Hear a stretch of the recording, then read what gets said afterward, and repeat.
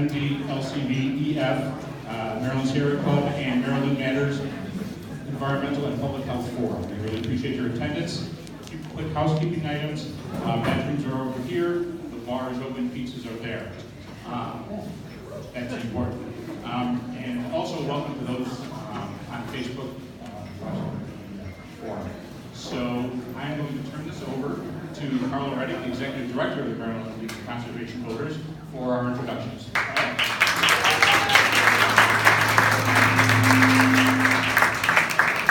Hello, everyone. As Chuck said, I am Carla Reddick, the Executive Director of Maryland League of Conservation Voters Education Fund.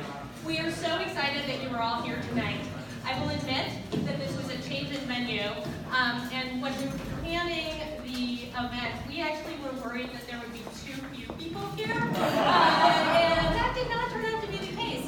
And one of the reasons that we know that that is because voters are fired up. They want to know where the candidates stand on the environment and public health, and you are all here today to show that the candidates really need to explain where they are on these issues, and there's a ton of interest in this, and we are thankful to each and every one of you. And thanks to everyone here at home. We're streaming this live on Facebook Live, and so it's not just you in this room that are going to be talking to the candidates about these issues. It's people at home. There was so much interest, and we really thank you. So thanks for bearing with us. As Chuck said, we are hosting this with our co-sponsors, Sierra Club Maryland Chapter and Maryland Matters. This has been a labor, sometimes of love, sometimes not, but we are so happy to have you all here. I just want to thank the host committee that put this together, including Josh Tolkien from Sierra Club, David Smedick from Sierra Club, Gary from Sierra Club. He really helped put this together. Danielle Lipinski, Karen Dory, Kristen Harbison on my staff. We also have Ben Alexandra and Joanna Vicente, all really putting in a ton of effort, as well as Josh Kurtz, who I'm going to introduce in just a second. Without too much, Josh is going to talk about the format of the event.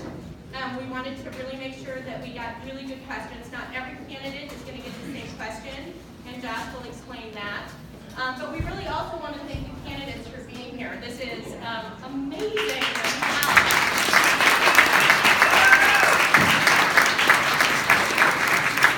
We also wanted to have it in a venue like this, specifically because we wanted it to be more low-key. We wanted you to have access to the candidates, access to their staff. They all have plenty of staff, so you can talk to people about where they stand. So we wanted to build in time beforehand and afterwards to really talk to the candidates and their staff about where they are. So please take advantage of this venue. And really, thanks to Peabody Heights Brewery for hosting us. This is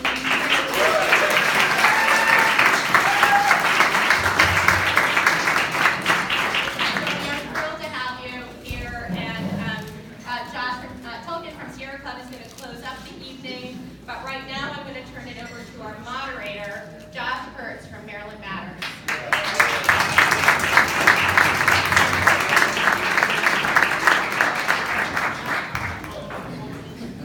Greetings, candidates. Greetings, everyone. Thank you, Carla. Thanks for coming out. This is a fantastic venue, though it's so cold, you probably just be just as happy with hot topics or something. But for beer works. Yeah, a few things you should know. Well, first of all, 10 seconds of shameless self-promotion. If you don't know what Maryland Matters is, it's a fairly new website, nonprofit website, news website dedicated to Maryland government and politics. Check it out online, marylandmatters.org. These guys all read it. Yeah, thank you. Thank you. Anyway, so as Chuck mentioned, the restrooms are through the plastic curtains there. Don't forget to tip your bartender, very important. So here are a few ground rules. You'll note there are 8 candidates up here. The organizers invited every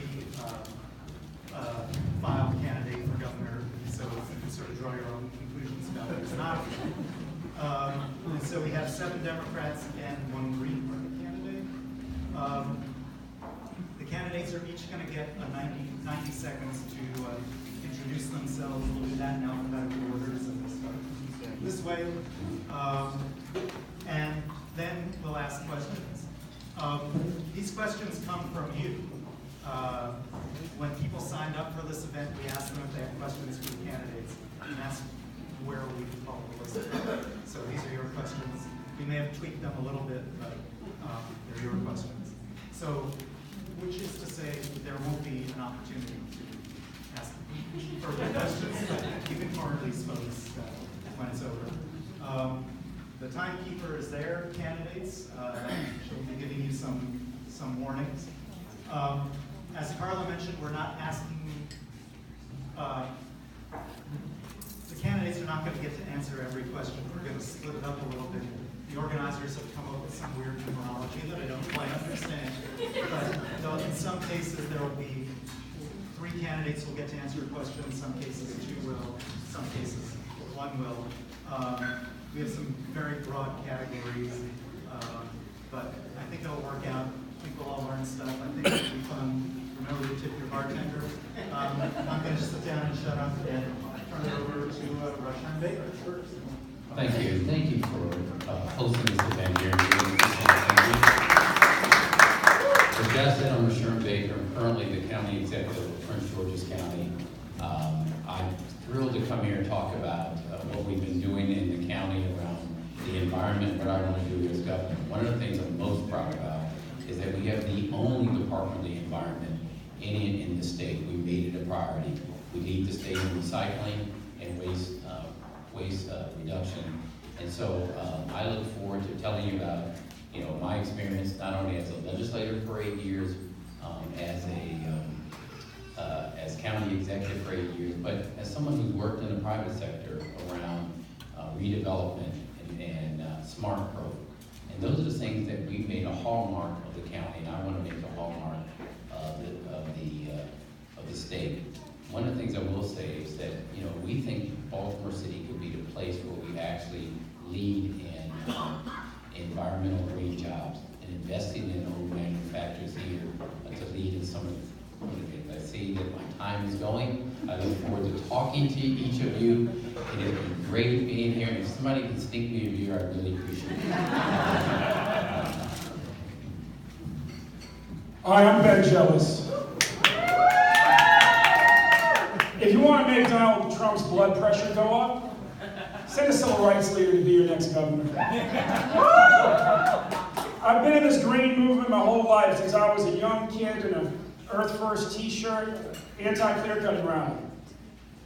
Teenager, founded the first high school chapter of SEEK, the Student Environmental Action Coalition. Working for the Purge when I was in my early 20s. Working as an investigative reporter exposing the poison of rural areas of Mississippi. As president, the youngest president in the history of the NAACP, I launched our climate action program. I've been endorsed by 350 Action, Friends of the Earth Action, Bill McKibben, Phil Radford, because they know my heart, they know my history, and they know my ability to get big things done. I'm in this because we need state leader who will make sure we get to being 100% reliant on clean and renewable energy as quickly as possible. And we need a leader who knows how to pull people together, to pull together the governors of this region to make sure that we protect our bay, even if Pruitt has his way and kills funding for it. I'm here to get Maryland back to doing big things again, and with your help, we will do just that. Thank you, and God bless.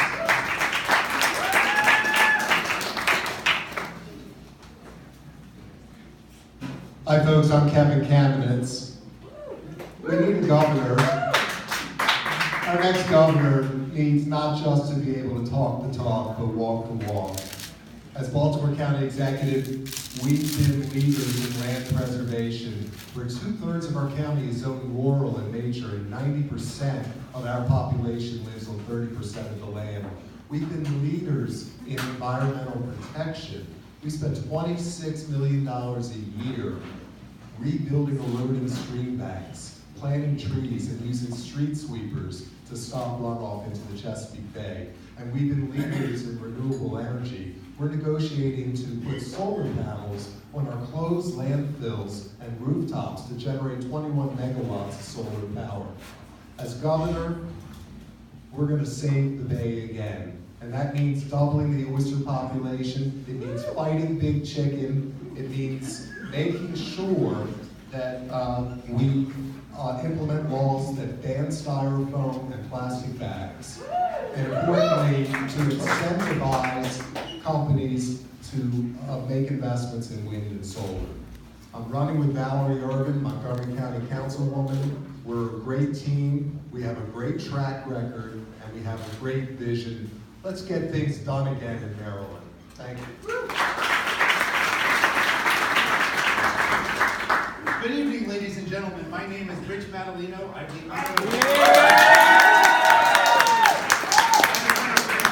Senator. I am very proud of my 93% lifetime score from the League of Conservation Voters. And I'm one of only two people on this stage who has a score. Because I'm one of only two people up here who has actually, as a legislator, been dealing with the issues that you find important.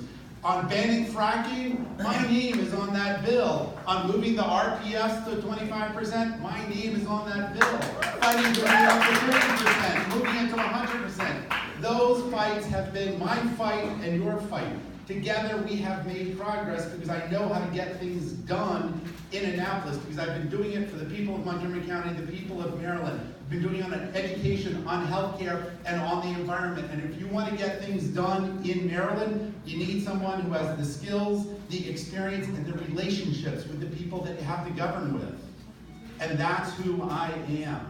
I am so proud to be joined in this race by LaWanda Jenkins, a former cabinet secretary of the O'Malley administration, 17 years of senior executive service in the executive branch, 16 years of legislative experience together.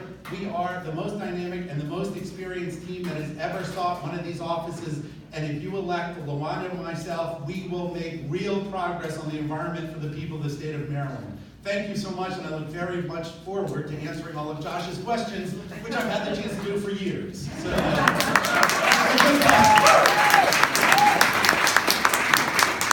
Good evening, everyone. My name is Alec Ross, and first of all, welcome to the neighborhood.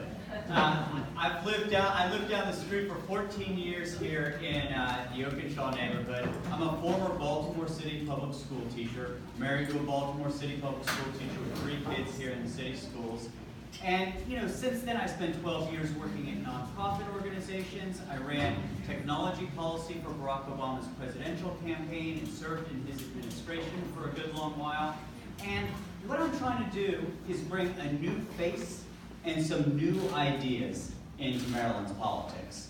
I have a depth of executive branch experience, having had a couple thousand employees and a couple $100 million worth of budget, serving in the Obama administration. And what I think we need in Maryland, in a state where the average age of a state legislator is 65, and nationally it's 37, we need to bring some giddy up. We need to bring some new faces and new ideas. My running mate, Julie Verratti, owns a craft brewery with her wife, one down in Silver Spring, and she, like me, is a new face with new ideas who also has a depth of executive branch experience. She served in the Obama administration, ran women's entrepreneurship at the SBA and the Boots to Business program for returning combat veterans. So we're outsiders in that we didn't come through the Annapolis farm system, but we have a depth of executive branch experience, progressive values, and business sense. Thank you.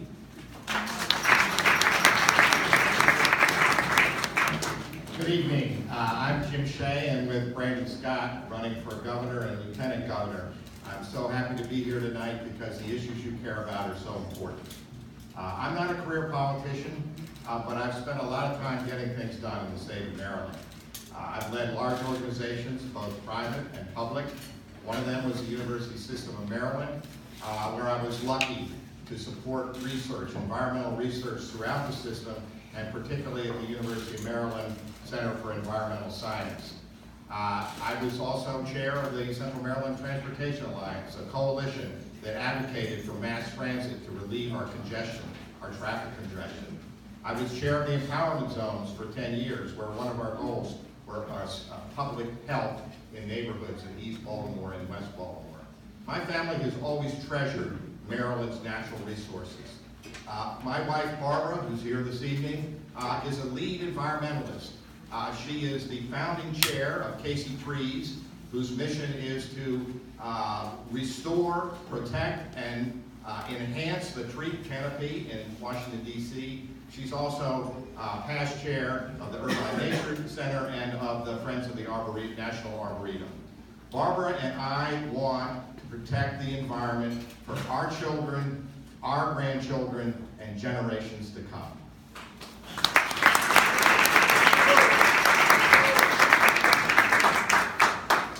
Hi everyone, I'm Ian Schlackman, and before I really get started, I just want to take a minute to say I'm a proud member of the Sierra Club. I'm actually the Greater Baltimore Group's vice chair. I'm not speaking on behalf of the club at all tonight, but I want to take a minute to acknowledge all the amazing work we do, not just in the Sierra Club, but all the environmental organizations statewide. I'm here tonight with my running mate, Reverend Andy Chambers, right down here. We are the Green Party candidate for governor. We will be on the ballot this November. So no matter what, you will have a chance to vote your values, literally vote green. You know, all the way out to Western Maryland to right here in Baltimore City, there are incinerators that are choking communities, but some of them are considered green energy by our state standard.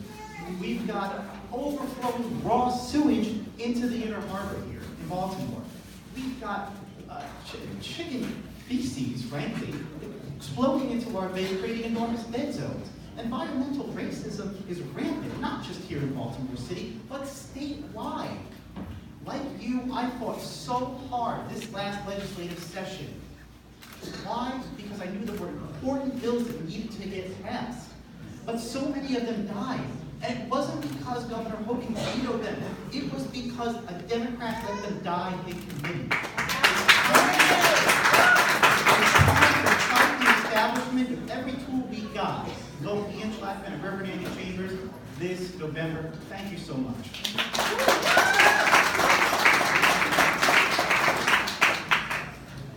Good evening. My name is Krish Vignaraja. I was 9 months old when my family fled a civil war and came to America. They had no jobs, just $200 in their pockets, and 2 very young kids in their arms.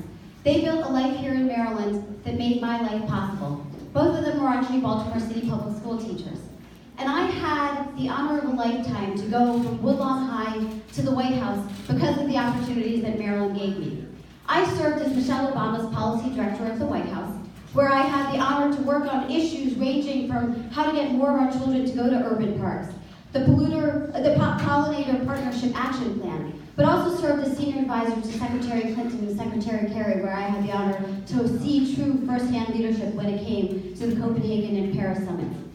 And I had the real honor of being Donald Trump's worst nightmare. So if you really want to see someone's blood boil for a president to turn from orange to red, elect someone who has been called Donald Trump's worst nightmare. But I will tell you that every Democrat will tell you that they love the environment. I am the only candidate on this stage who loves the environment so much that I married the head of the National Wildlife Federation. In fact, the only reason I married that man right there is the environment. And so I have the unfair advantage. I have the unfair advantage literally every day of hearing Colin talk about the world we will give our children. That legacy is our most important inheritance, and that's why I'm running for governor.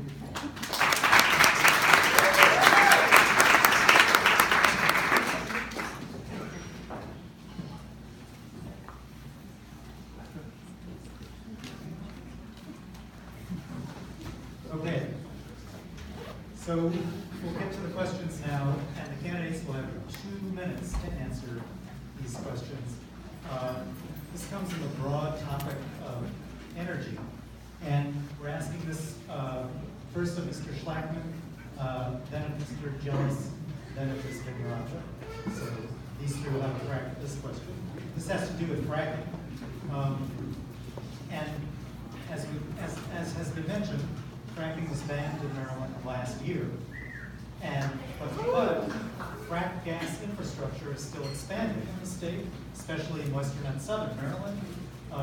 There's even a proposed gas pipeline that would cut through the length of the eastern shore. So what is your position on the construction of new gas infrastructure, including pipelines, compressor stations, power plants, and export terminals in the state of Maryland? So, Mr. Flack, you can begin. This is such a timely question.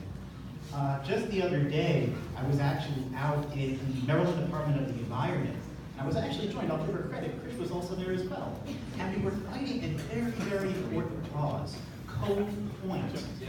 Cove Point is a massive LNG, natural gas, export facility.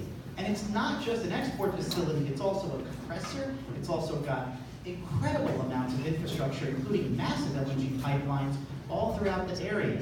And it's ridiculously close to a residential neighborhood. Just totally unsafe. Now, I really want to make a larger point about this, which is that we kind of have a bit of a schizophrenic policy when it comes to fracking in the state at this point. Because on the one hand, we're talking about, we banned it, I mean, Governor Hogan did ban it. On the other hand, we have this massive amount of infrastructure being built in the state. In fact, Governor Hogan himself said he was willing to spend up to $100 million of infrastructure in this state. That is appalling. I can tell you the other day I was out in Hagerstown, Maryland. We went out to Washington County for a drive, and I said, oh yeah, this is where they're building the Potomac pipeline. And I said, who's for this in this area? They said, no one's for it. Conservatives, liberals, Green, Democrat, Republican, we're all against this. Nobody wants this in their backyard. Nobody wants to pollute the environment. Nobody wants to watch their land value go down. And on top of this, to see the extent of the degradation of the environment all throughout the state that's being caused by this fracking.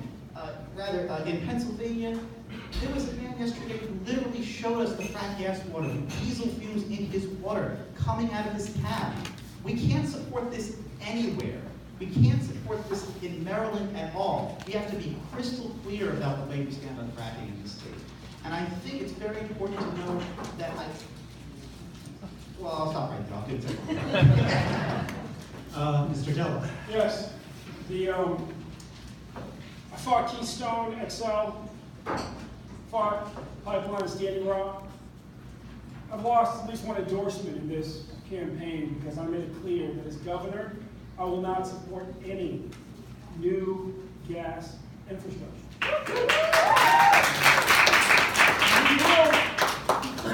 There's aging infrastructure. There's methane being leaked by old pipes in the ground. We need to dig them up. We need to replace it. But my running mate, Susie Turnbull, and I are climate hawks. We're proud of it. Now, Cove Point, totally opposed. Charles County, totally opposed. Pipeline in Western Maryland, the one they want to build under the Potomac, totally opposed. The new one they want to build down the Eastern Shore, totally opposed. You know, since I was out there with Keystone XL, helping to fire folks up before they surrounded the White House, getting Julian Bond down to get locked up, the last protest, Julian Bond got locked up. Opposed to Keystone XL. You know, we've seen that TransCanada, the company that built it, things leak all the time. We cannot risk the Potomac. We cannot risk the estuaries on the Eastern Shore. And when I'm governor, we will move as quickly as possible to being 100% reliant on clean and renewable energy, because it's the right thing for the environment, and because it's going to help us create jobs, including in places like Baltimore. This is a time for courage, and I hope everybody up here will commit that the next governor of this state, no matter who it is, as long as it's one of us, will not build any new gas infrastructure.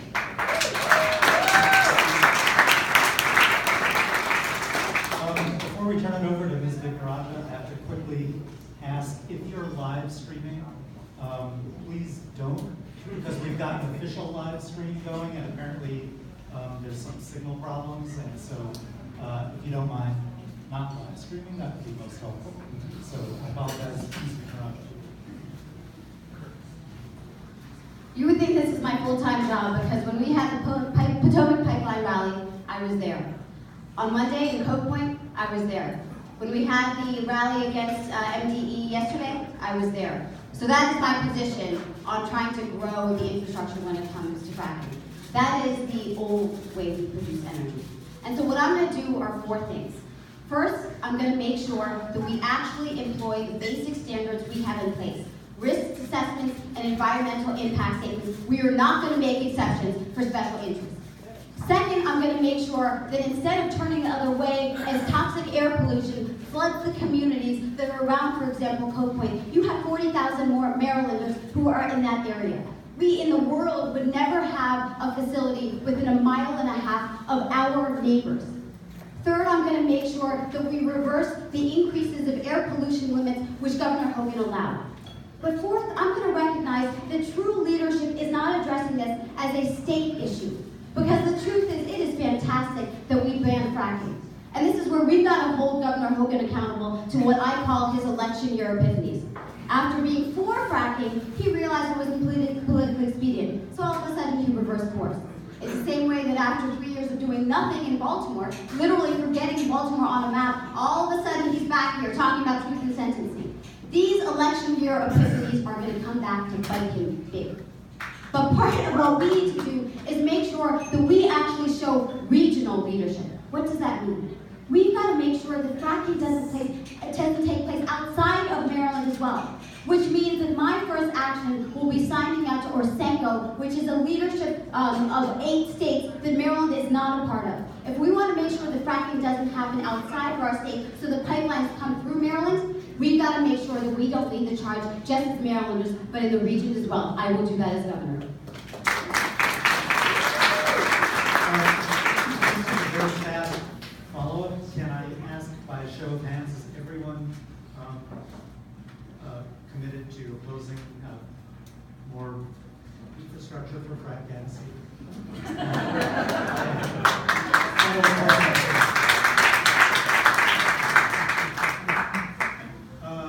The next question will be for, in order, Mr. Shea, then Mr. Kamenetz, then Mr. Baker. This has to do with coal plants. Maryland still has 7 large coal plants, most of which are over half a century old. These 7 coal plants alone accounted for nearly 1/5 of our state's climate pollution in 2014. Do you support ending the use of coal to generate electricity in Maryland? And if so, how do you propose ensuring a just transition for workers and communities reliant on this industry into a new economy? And if not, what justification do you have for continued use of fossil fuels? So, Mr. Shea. Thank you. These coal plants need to go. Perhaps not overnight, but soon. We need to adhere to the admirable goal, which I'm sorry that the General Assembly didn't see fit to pass, of 50% renewable energy by 2030. We need to live in the 21st century, and we need our children and grandchildren to live throughout the century and into the next century. And it's not going to happen if we have coal plants churning out our energy. We need the green, sustainable energy to be produced. As governor, I will create the incentives to enable that to happen. It's not going to happen overnight or without those incentives. We need to know how to store the energy once it's gotten from the sun and the wind, and we need the technology to be able to do that.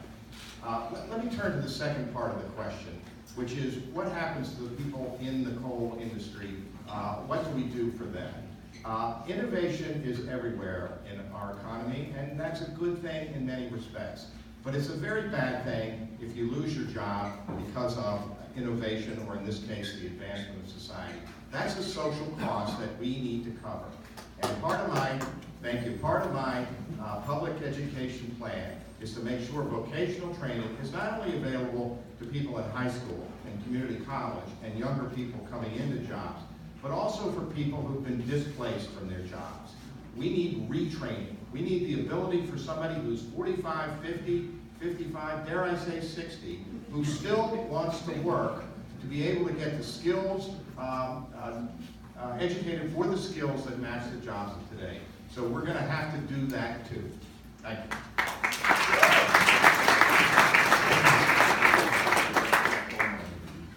So I want to go back more than 20 years ago.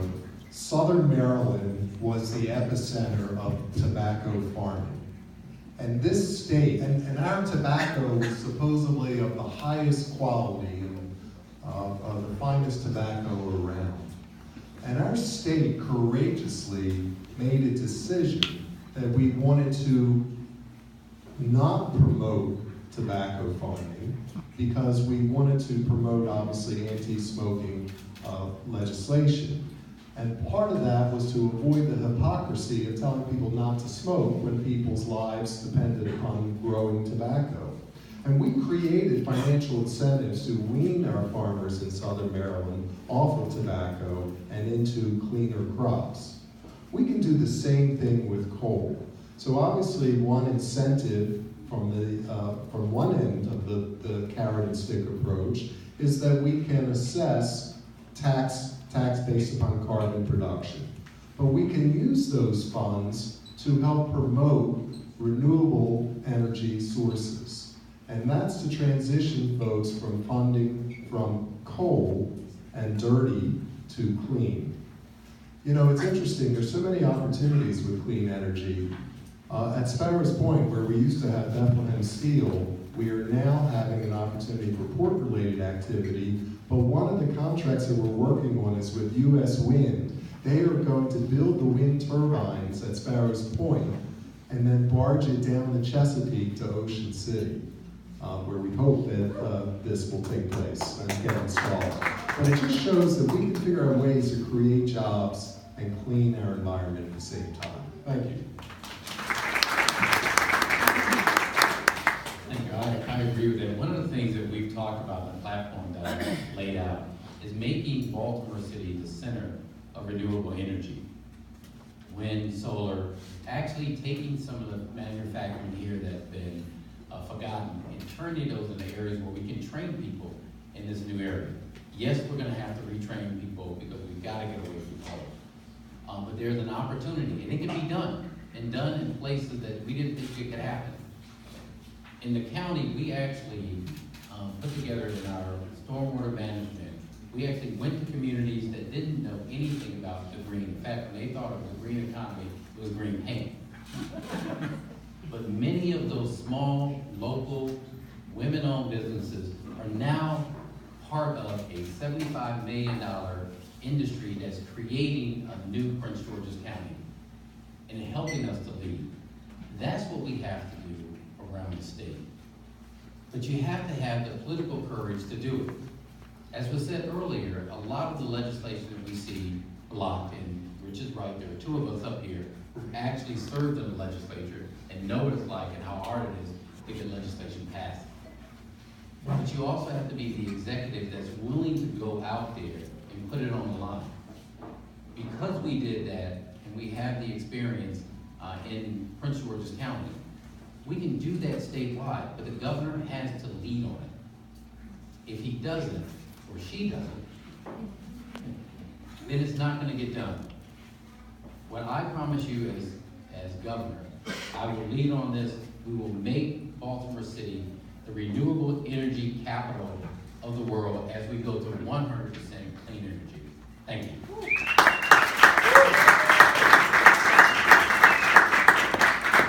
All right, this next question is for first Senator Mandolino, then Mr. Ross. In the environmental community, there are constant conversations and debate on the best way to deploy clean energy in Maryland and the region. Proposed solutions include purchasing mandates, renewable energy portfolio standards, and carbon pricing. What we can all agree on is that we need more of it, and we need more of it quickly. So what do you think is the best way to achieve more clean energy for Maryland and to get us on the path to 100% clean energy? So I think we start by moving forward and fast with the renewable portfolio standard. But this is one of the challenges of the renewable portfolio standard. Currently, the renewable energy that is part of the renewables portfolio standard is not clean, right? We are burning trash. We are burning woody biomass. We have to get the dirty part out of the renewable energy portfolio. And then we've got to move it, and then we've got to move it up. And we have to find a way to bring those facilities and those jobs to our state and not just have it be, you know, we're paying for some reason for new facilities to open in Michigan or Pennsylvania or far away. We've got to create the jobs, we've got to create the industry here and bring that home. So I think the easiest path, the smart path, is to start with the renewable portfolio standard. We know with the changing in the transportation market that obviously we're going to start moving away, thankfully, from gas to more electric vehicles. When that happens, we have to move our structure away from gas taxes to carbon taxes. We need to have that conversation starting now about how we tax carbon and where it's going to go to and how you put it in a fair and progressive manner. And look, I'm the vice chair of the Budget and Taxation Committee. Ask some of the people who've been here, who've worked in Annapolis on these issues. This is my forte. If you want to get these things done, you need someone with the experience, who's been there, who's worked on these issues, who's sat down. When the Renewable Portfolio Standard died a few years ago, was part of the team that sat down and said, let's create the Clean Energy Jobs Act. Let's make it not just about the renewable portfolio, about more jobs here. And we got that bill through, and then when Larry Hogan vetoed it, we got that bill overridden. And it's now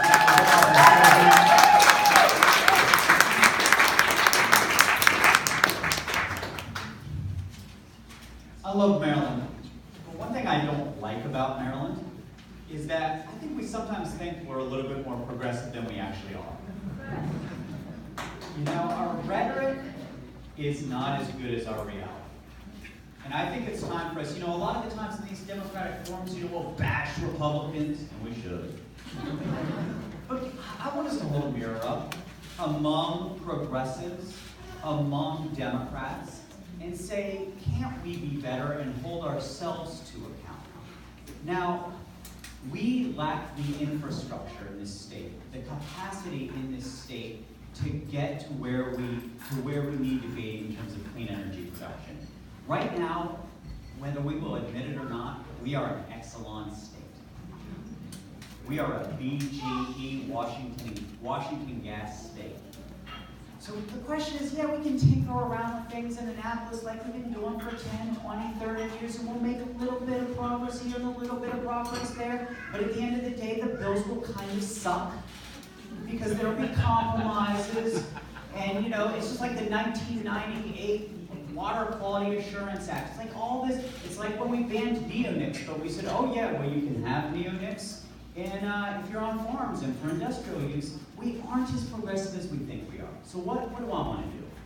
I want to create a green bank, a $1 billion green bank, so we can create the financing mechanisms in the state of Maryland so that we can really deliver energy without going hat in hand to Exelon or going to BGE. Little old Connecticut did this, 13,000 jobs it produced. New York's done this, Massachusetts has done this. Our rhetoric is high and mighty, but our reality is less so. Let's bring a $1 billion green bank to Maryland to build the infrastructure to really deliver clean energy in the state.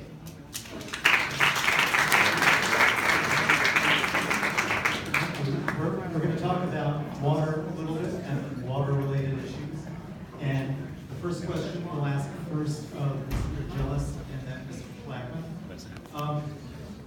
How do you propose to work with leaders in states whose runoff contributes to pollution in Chesapeake Bay, especially those whose regulatory framework is weaker than ours? What measures do you propose that will protect Maryland's waters given the weakening of the Clean Water Act at the national level? You know, I live up on an estuary on the edge of Chesapeake Bay, on Grace Creek. And I know firsthand just how dirty our water is. We have big issues. The Conwego Dam. We have big issues out on the Eastern Shore. When I was on the board of the Environmental Defense Fund, we specialized in getting bipartisan consensus to move forward on clean water issues, but also, quite frankly, getting states to take the lead in actually working with farmers upstream in other states and offering them incentives, because everything they were doing was flowing downstream.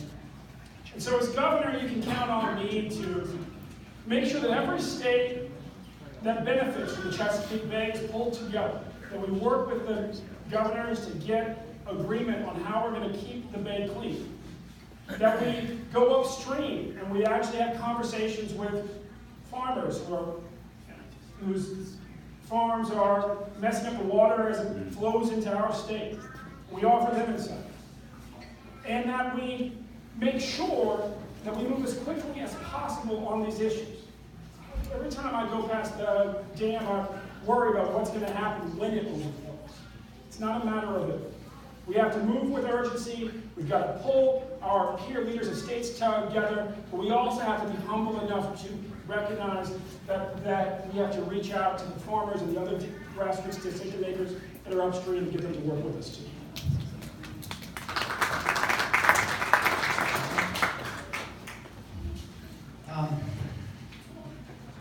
I think this is an issue of leadership, I really do. We're just not taking enough leadership in Maryland.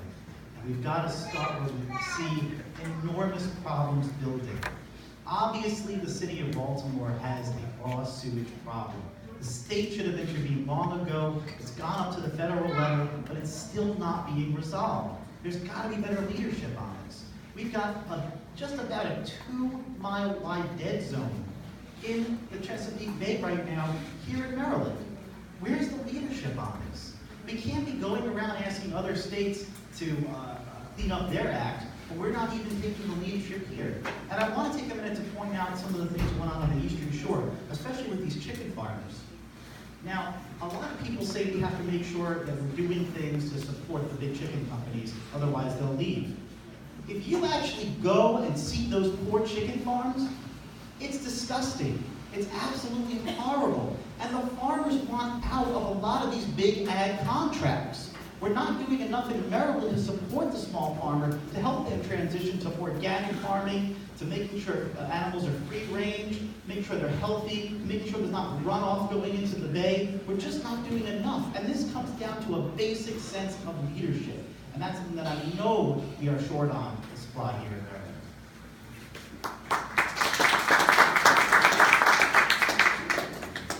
This next question will be for Ms. Nicaragua, Deputy Secretary and County Executive Camerons. Can we have a vibrant Eastern Shore economy while ensuring that communities and waterways are not negatively affected by large industrial-sized agriculture? What programs do you support to help conventional farmers transition to more sustainable practices?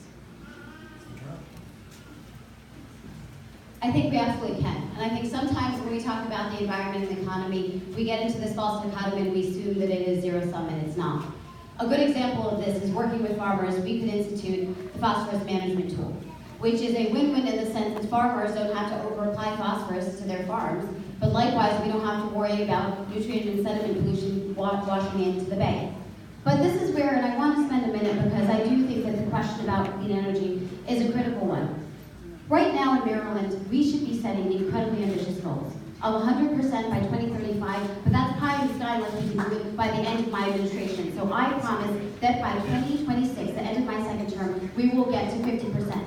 But who here supports the offshore wind industry? Who here supports Maryland being a leader on the offshore wind industry?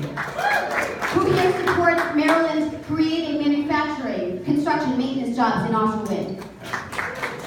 Every single candidate behind me has voted for the Clean Energy Jobs Act in a way that would actually cripple offshore wind. Because right now, we are only allowed to have 2.5% of our electricity produced by offshore wind, which means that after the 2 projects that are already in tow, we wouldn't be allowed to actually create more offshore wind. It is why I didn't actually support the Clean Energy Jobs Act, because I want us to be leading the charge just as New Jersey, New York, Massachusetts can. We can be that leader. We can not just be producing offshore wind, but we could actually be creating the turbines here. Let us lead here on the Eastern Seaboard.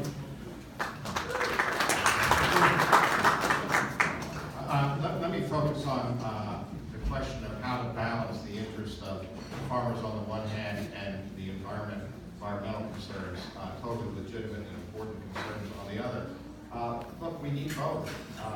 Agriculture is the largest industry in the state of Maryland.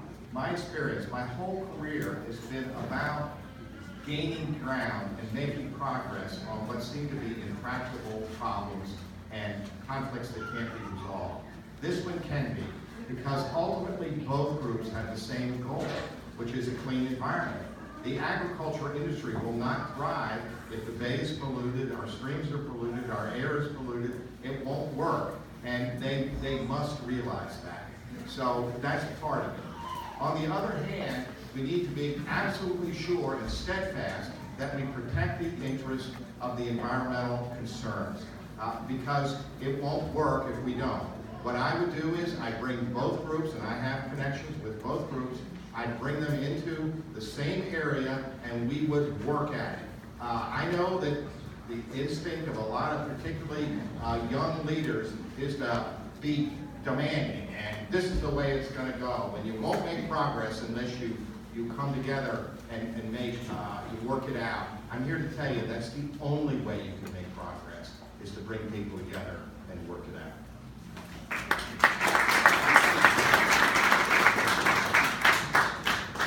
So I believe the question was, what are we going to do in the Eastern Shore, and how do we have a future there that doesn't involve big chicken? I just finished serving a term as the president of the Maryland Association of Counties. And I had a great opportunity to work very closely with the elected local leaders of every county in this state. And you learn about interests that are important to them. One of the board members is a councilman from Wicomico County by the name of Matt Holloway. And he was teaching me about his occupation, hydroponics, in Wicomico County. And he's turned this into a thriving business, and he was impressing me with this highly technical perspective on it. And I said, well, how many generations has your family been in farming? He says, I'm the first one. I graduated from Salisbury University with this major in agricultural science, and I learned about this. This is what we need to be doing in terms of how do we grow new products that don't rely on sugar and allow our Eastern Shore to remain agricultural in its priority. That also means imposing smart growth policies on the shore to prevent the loss of prime and productive soils. This is the future and the past of the shore. Thank you. Okay. This next question will start with Mr. Ross, then Senator Bavino, then County Executive Baker. What do you see as the largest contributors to Chesapeake Bay pollution, and how do you propose to resolve it? But it starts with runoff from the farms. And this is another case where, once again, we make a little bit of progress with a very good idea, the phosphorus management tool. And then what do? We talk big, but then we don't fully implement it. We don't fully fund it. We make we get progress sort of halfway there. So what I would do is, as governor, and there are champions of this in Annapolis, and they deserve our support on this effort, is we need to fully fund it and implement the phosphorus management tool. We need to bring transparency to the emission. We need to bring transparency to what's coming off of these farms, and then use that as a tool where the Maryland Department of Agriculture is not working for the farms, but where they can actually hold them to account. The second thing I think we really need to worry about is what is coming from the Conowingo Dam right now. And it's not just the sediment, but also if you look at a lot of what's happening right now with the fresh water coming in, that is decreasing the salinity of the bay.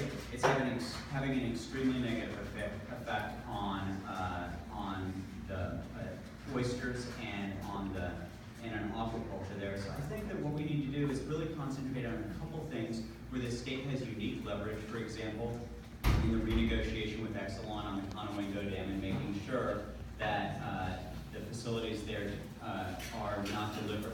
That the facilities there are such that the sediments are not getting in at the levels that they're projected to. So that's what I think. Okay. I think there are three prime sources. Agricultural runoff. We have to be very aggressive about stopping agricultural runoff. But part of that means working with farmers. I've talked to so many of the farmers who have said, look, we have nutrient, we have facility We have fertilizer management plans for each one of our farms. And the state isn't reviewing them. The state isn't approving them. We don't know if we're doing it the right way. So we have to make sure that the state government is delivering on its promises and to work with the farmers. The next piece, human waste. Both the waste that comes out of the sewer system and the waste that gets washed into the sewer system and into the runoff system because of poor infrastructure, bad sewage systems that overflow into creeks, that overflow into the stormwater system and get out into the bay. We have to make sure our infrastructure is fixed in that regard. And finally, polluted stormwater runoff from impervious surfaces.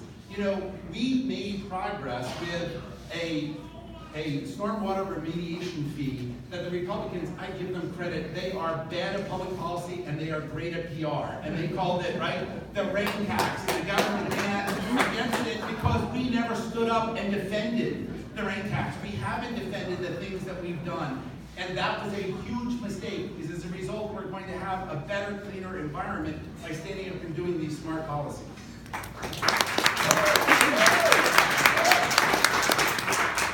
I think Rich is absolutely right, which is why I stood up for the rain tax.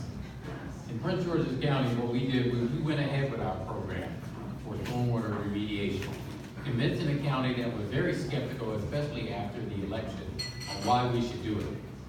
But now we have one of the most innovative programs across the nation. It's been recognized by the Obama administration. But the reason we were able to do that is not because we didn't understand, and I believe this is the case, not that we don't know what the problem is we don't have the leadership. We don't have the leadership in terms of the governor's office or in terms of the secretary. One of the things that I've learned as an executive is you appoint really good, smart people and you allow them to do their job. That's why I appointed Adam Ortiz to create the first Department of Environment. But simply appointing him is not enough. It's being willing to take the message to not only the people, but to the legislative body and do the things we need to do. That is the problem we see in Annapolis now. It's not us understanding what the issues are or what causes the Chesapeake Bay to be in trouble. It's having the will and courage from the governor's office, from the secretary's office, to work with the legislature, to push it through, to get the changes we need. You know it, we know it. But as governor, I guarantee you, we will get it done. Thank you. All right, now we're going to try something a little different. We have, we come to the potpourri section of questions. You don't know what you're going to get asked. And we have one question and one responder. So we're just going to, everybody's going to get one crack. One, each person. You know what I'm saying? There's only going to be one person answering each question. So we start with a question for Mr. Schlackman. We know that it's crucial to wean ourselves off of fossil fuels and to use more renewable energy, such as solar. In encouraging solar development, do you distinguish among potential locations based on their environmental value? For example, is it okay in your mind to cut down a forested area to install a solar facility? Is it okay to build on land designated for agricultural preservation? This is a fantastic question because there's two really important things to talk about in this question. One is the fact that our current terrible renewable portfolio standards now allows for deforestation biomass, and that's exactly what's happening on the western side of the state. This is a real shame because right now forests are at risk because that counts as renewable energy. I guess they could just grow the trees back really quick. I think we know a little better than that. The other part I really, and I want to just say one more thing too. I was proud to be one of the people that stood for the 100% renewable energy portfolio standard, not just the 50%. Now, I want to take a second to just say, we really need to take leadership on this issue in this state. Because so often I hear, I have a great idea for a solar project, but it's so hard to get it in this county, all these specific county issues. The state should take leadership and says find some standards for what qualifies as a solid solar site, what qualifies for the renewable energy, the renewable portfolio standards. They gotta take leadership on this, because otherwise it's too difficult, and I can't believe I'm a Green Party candidate, I'm also a socialist saying this, it's difficult for capitalists to come in and put in solar installation sites when they have to go through so many minute little things on the county level. There's gotta be accountability, but maybe we have too much in that one particular area. Because solar is the way of the future, along with offshore wind. It's so incredibly important. And I just want to take one more second to say, I watched the beginning of this. All right, well, I'll take One more second. All right, next question is from Mr. Jealous. It's a transportation question. There is a constant tension between the need to expand and improve state highway infrastructure, the need for increased attention to public transportation, and the need for creating safe infrastructure for pedestrians and cyclists. Transportation sector is now the largest source of climate pollution, and people are calling for more innovative policies to reduce these emissions from motor fuels. So how would you reduce pollution from motor fuels, and how do you propose prioritizing the varying needs of the state within a limited transportation budget? We've got to invest in what works. We've got to take Larry Hogan's plan for transportation and scrap it. Take our gas tax and actually use it to build out mass transit. We've got to be clear that while it's pretty cool, this idea of a high-speed rail, I saw Black Panther, I think there's one of those in there. It costs $54 round trip and wouldn't make a stop between here and DC. So if you can afford $54 a day to commute, buy a helicopter. You really don't need government subsidy. But in the meantime, we need to invest in actually building out, expanding, modernizing, making more regular, more 24-hour MARC and Metro. We got to focus on smart growth, actually enforcing Plan Maryland, bringing it back, building more vertically, building more live where you work places. And we've got to be serious about inclusive, sustainable development in our state while protecting our green areas in our ag land from further disruption. Thank you. This is for Ms. Vigaraja. Many jurisdictions are facing problems of so-called food deserts, which lack access to fresh and healthy food. While it is understood as a problem in low-income urban areas, rural communities often have similar challenges, even those in heavily agricultural areas. So what solutions do you see to overcome this? And this was an issue that we actually worked on in the White House because Michelle Obama, as part of our Let's Move initiative, probably our most popular and certainly most fun initiative, realized that in so many areas, in Baltimore, in many cities across the state and the country, there are too many situations where the grocery store is literally the convenience store.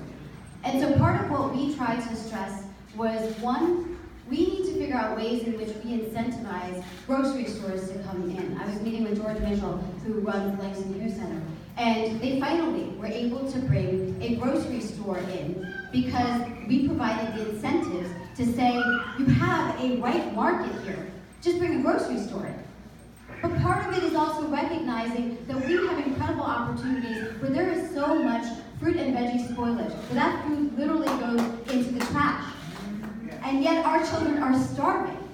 And in a state like Maryland, sometimes people are surprised by this fact, but we lack food security. In many parts of our state, 1 in 8 Maryland children go without food. It is why part of my education plan focuses on guaranteeing hot and healthy breakfast and lunches to our children, because our schools have become community centers, and half of the Maryland children who have been in poverty, that has doubled since 1990. And so that's where, for me, it's about trying to figure out those synergies. If we have markets of farmers who are ultimately going to throw that food away, I'm going to bring them into community centers and cities to take advantage of these opportunities.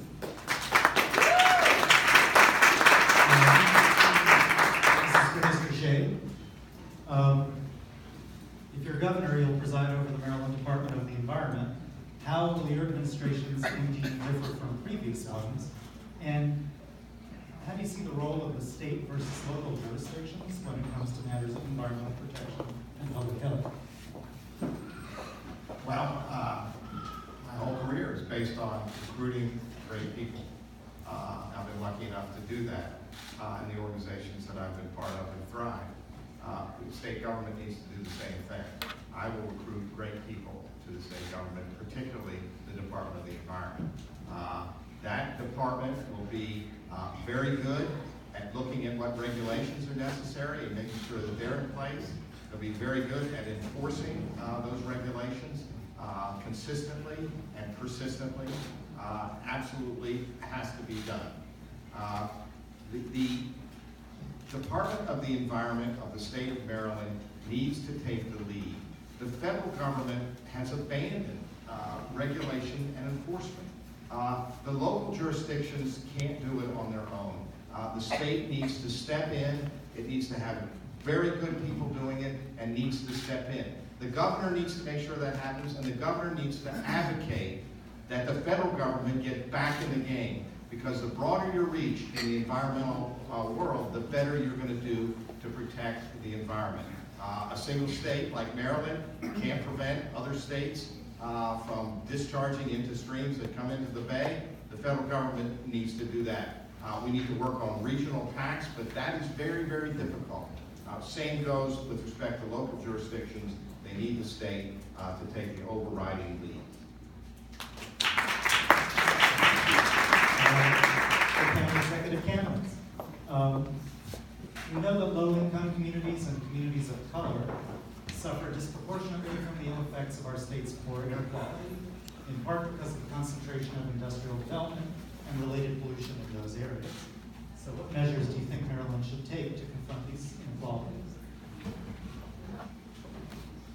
So that's an interesting question. The reason why smokestacks are where they are is because they're placed in areas where communities did not have political power to fight it.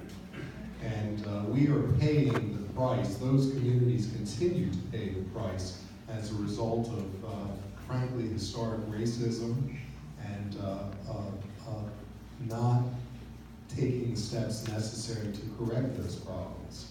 So we have the Bresco plan in downtown Baltimore City, and now it's, they call that clean energy. I don't believe that. We give tax incentives for them to burn. But what they're really doing is harming the health of the people in those communities for generations. So we have to take an affirmative step here to help people, and one of those is watching the impacts of the environment that harms people and creates generations of health hazards and also cycles of poverty. That's been my track record, to look people in the eye, tell them the truth, not judging anyone until you've had a chance to walk in their shoes, and taking the steps that's necessary to do the right thing always. Thank you.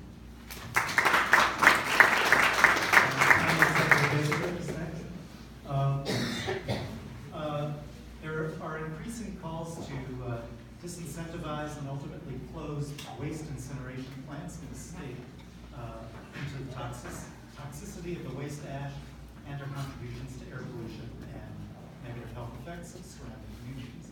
Do you support these proposals? And if so, what solutions do you have for limiting the amount of waste going into landfills across the state? First, yes, and I think the way we've done this in the county, we built one of the largest composting facilities there to redistribute the waste going in. It requires the leadership to do that. If we're going to get to 100% clean air, then we have to start addressing these issues up front. And so as governor, I would do that. We've started to do it at the county level. One of the questions, if I can just add on, is that, the role that the state has, should the state take a leading role in the environment, or should it be at the local level? It was really both. Just imagine how much work we could get toward 100% clean air if we work with the state and the local on these issues. That is where we need the leadership of the governor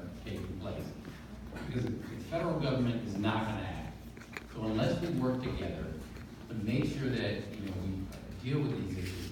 We're not going to see movement on it. And so what I'd like to see, and what I would do as governor, is make sure we're working together to do that. Thank you. All right, as I said, these candidates were kind of given numbers randomly, strangely enough. Senator Natalino gets a budget question. Maybe to fix this, I don't know. Anyway, to what extent will you prioritize restoring agency enforcement budgets to ensure compliance with environmental laws and regulations? How would you resolve our structural budget deficit and ensure dedicated funding for environmental enforcement, even in fiscally tight budget years?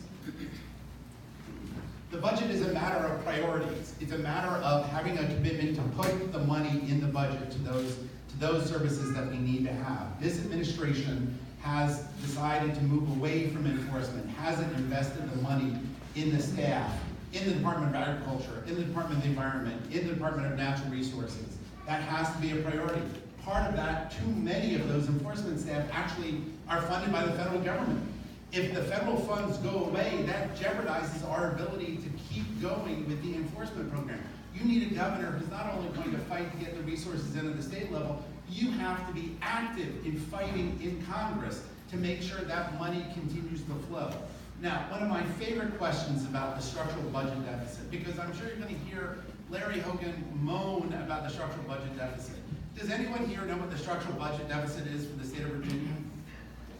You know why? No one can raise their hand because they don't have one. You know why? Because they don't have a law that says they're supposed to account for it and report for it. This is a problem we've done to ourselves. We have a state law that says you've got to report every year a 6-year forecast that plans all the spending and all the revenue out. We've created this problem ourselves. I can tell you one thing. I can guarantee you one thing. The structural budget deficit forecast is wrong.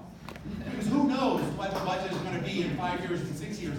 And it should not be used to drive the political conversation. And you need a candidate, you need a Democratic nominee who's going to stand up and fight Larry Hogan on these points because you know it, you've been doing it, and there's no one better engaged on this issue. Thank you.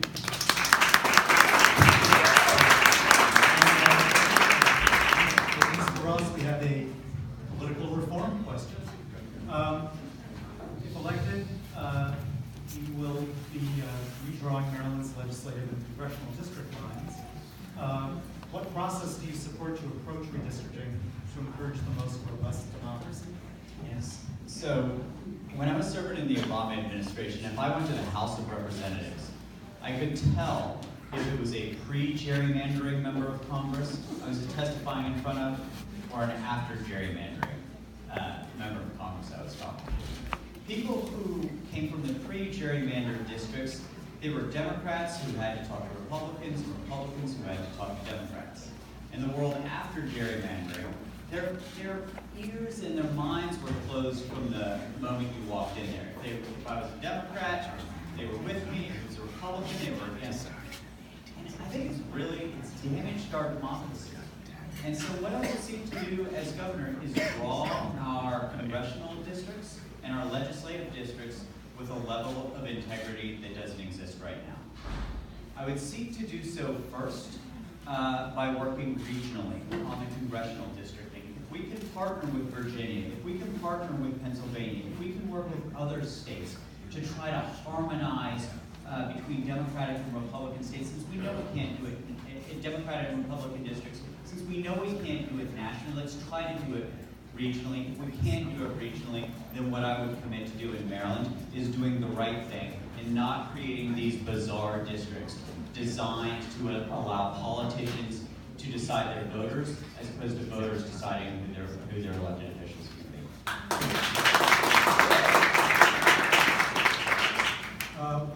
I've been told that we're doing pretty well for time, so with everyone's indulgence, why don't we now each of these candidates a minute to sum up, and why don't we go in reverse alphabetical order this time? So we'll start with Mrs. Figueroa. 1 minute. We've touched on a lot of issues tonight, and very clearly we know that any one of us would be better than Larry Hogan.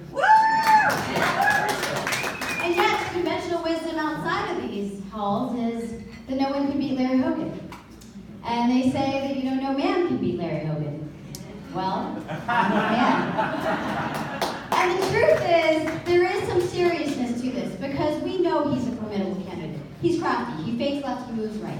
And if we recognize what happened in 2014, there were nearly 300,000 Democrats who failed to show up. The majority were women, minorities, immigrants, and younger voters. And so for me, my campaign has not just been about being part of the opposition or the resistance. It's been about setting forth a positive, affirmative agenda of how we can actually see that renaissance of Maryland.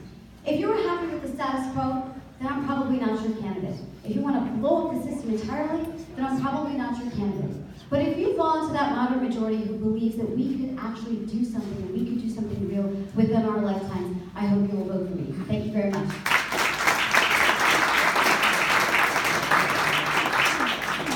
This is great. I'm so glad we get this extra minute because there's two things I have to mention. First of all, there is a tire cryolysis plant being built right now all the way up in Hartford County. It's so important that we get up, marshal our resources, and fight what's going on up there. It's a tire incinerator. This should be a no-brainer for all of us, no matter what organization we're in. And I also want to say we need more bike infrastructure, more public infrastructure. We need to reverse what Larry Hogan did and get the red line money back. That is a civil rights violation.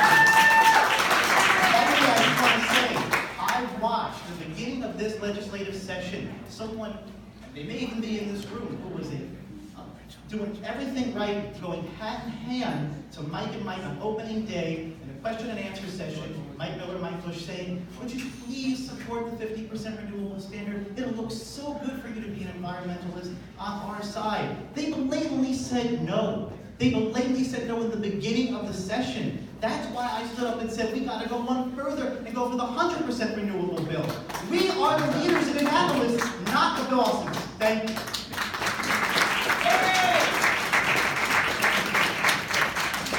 Thank you all for having me tonight. This has been terrific. I think what you've heard are 8 people in violent agreement with each other.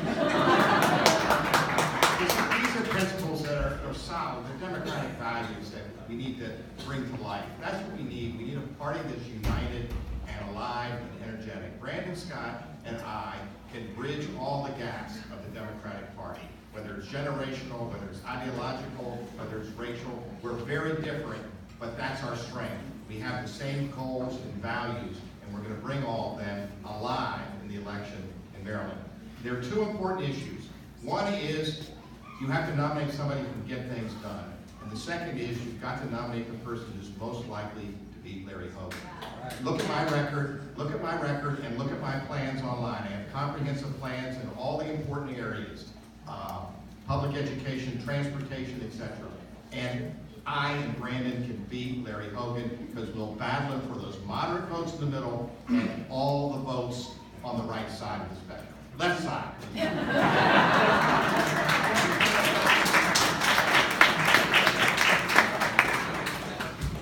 We cannot retake our country until we retake our state.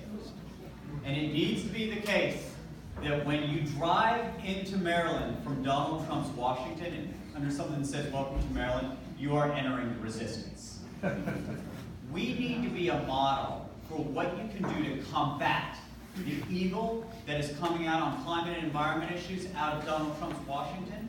But we also need to set the standard for what we can do, not just as acts of resistance, but modeling what we can do that is truly progressive, that is really forward-leaning, that shows states around the country, hey, we really can get to 100% of renewable clean energy. Look at what Maryland did. If you elect me governor, what I will commit to you is that this will be a place where we will imagine and invent the clean energy future. Thank you all. Thank you all very much for coming out, and I know many of you are the donors and supporters of the Sierra Club, of the League of Conservation Voters. Thank you for supporting them and having that voice in Annapolis, in our state, in our country. The fight is so important. If you want a governor who's smart enough to appoint someone like Drew Schmidt-Perkins as the Secretary of the Environment, if you want a governor who's smart enough to put Rich Hall back in charge of the Department of Planning, you vote for me because I've been there and worked with these people to make progress. Listen, a political pundit pundit named Josh Kurtz, you may know him, called me a one-man truth squad because I was fighting Larry Hogan from his first day in office. I didn't need Donald Trump to get elected to know we were going in the wrong direction. We've been going in the wrong direction since the day Larry Hogan was sworn into office, and I've been fighting to change Maryland back to the way it was and change Maryland for the future. If you want to state that it's not open for business, but it's open to the future, you want Rich Madaleno and LaWanda Jenkins in office. Thank you very much.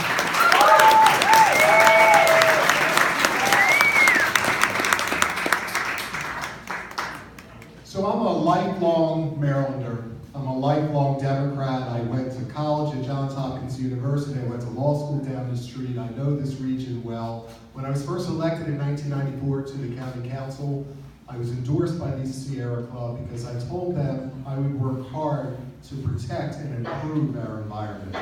But so we all pretty much agree on these issues. I want to tell you something about myself. And that's really what's important. Who will be electing? When Donald Trump began his campaign of terror against the immigrant community, starting with a Muslim ban his first week in office, the General Assembly couldn't pass reasonable protections of our immigrant neighbors. I stood up and signed an executive order last April protecting the rights by stating that no county employee will inquire as to someone's immigration status. In December 16, I wrote to the presidents of the 5 colleges making sure that we're protecting DACA students. I renamed Robert E. Lee Park.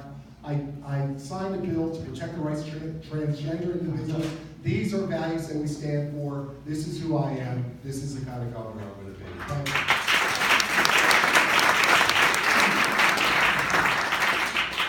Well, let's hear it for the best bench of candidates to be the next governor of Maryland. I see the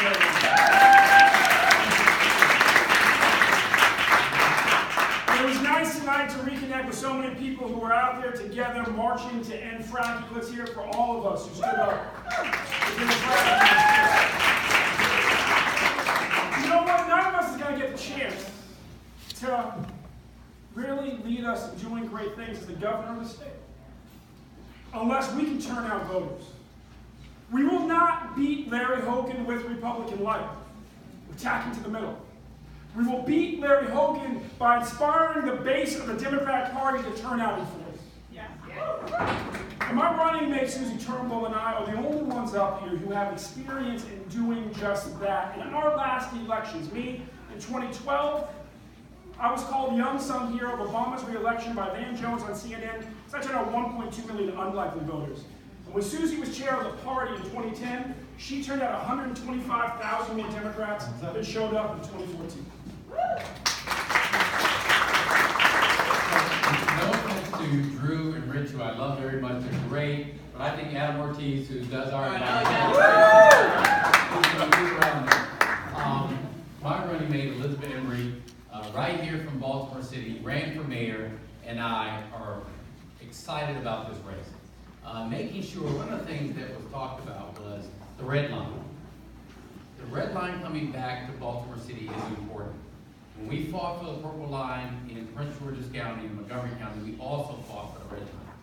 You know, in these challenging times that we have in the state, I know one candidate up here who actually has served in the legislature and passed difficult bills, but also run a complex government, the second largest in the state.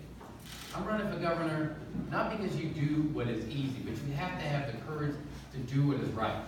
We need someone who actually understands how to get laws passed. We all agree this is a great, and Ben is right, this is a great group of candidates, the best I've seen. But we have to come together at the end of this election, no matter who gets the nominee, and work together so we can get Larry Hogan out of office.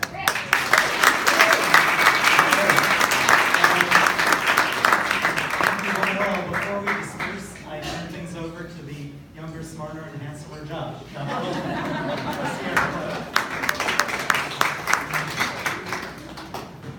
everybody.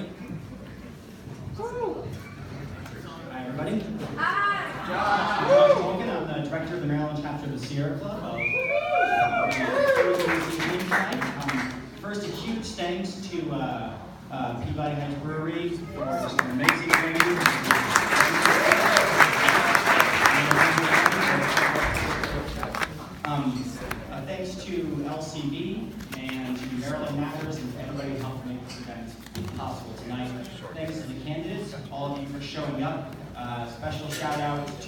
Senator Cheryl Kagan, the sponsor of our styrofoam voting bill.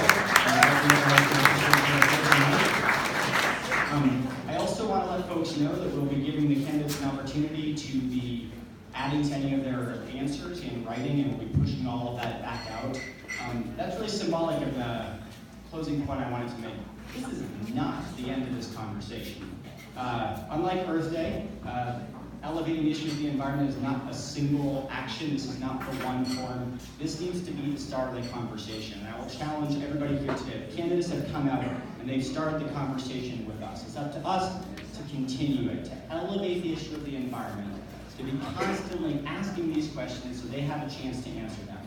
It's a luxury to be here, to get a chance to actually sit with the candidates for governor and to ask them the questions that we want to. Not everybody has this chance. We should value it, we should appreciate it, we should build on it. So please, from this day all the way through the primary and the election, please be active, please register to vote, show up to events, volunteer for your favorite candidate, talk about the environment and public health every chance you get, because we know these issues are affecting people. Not everybody has the chance to bring them up in a forum like this, but we know it is true.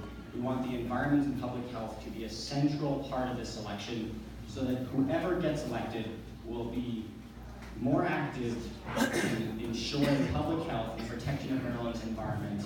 And we will be there along with this important fight. So thank you all so much for coming. I think some folks will be sticking around, have another beer, and enjoy the ride. Thank you.